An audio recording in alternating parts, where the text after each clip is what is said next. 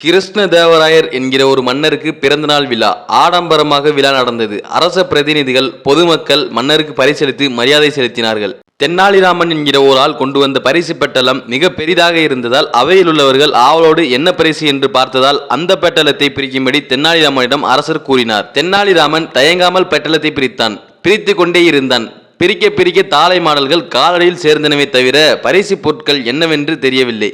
அதனால் எல்லோரும் ஆவலுடன் கவனித்தனர். கடைசியில் மிகச்சிறிய பொட்டலமாக இருந்ததை பிரித்தான்.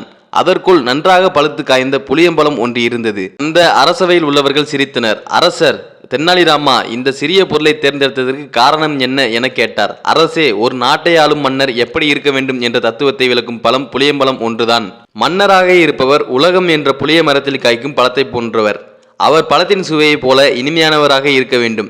அதே நேரத்தில் ஆசபாசங்கள் என்ற புளியம்பழ ஓட்டில் ஒட்டாமலும் இருக்க வேண்டும் என்பதை விளக்கவே இந்த புளியம்பழத்தை பரிசாக கொண்டு வந்தேன். புளியம்பழமும் ஓடும் போல இருங்கள் என்றான். அவையினர் கைதட்டி ஆரவாரம் செய்தனர். மன்னர் கண்கள் பணிக்க ஆசனத்தை விட்டு எழுந்து தென்னாலிராமனை தழுவி, ராமா, எனக்கு சரியான புத்தி புகட்டினாய். ஒரு பிறந்தநாள் விழாவிற்கு இத்தனை ஆடம்பரம் தேவையில்லை. பொக்கிஷம் பணமும் பொதுமக்கள் பணமும் வீணாகும்படி செய்து விட்டேன்.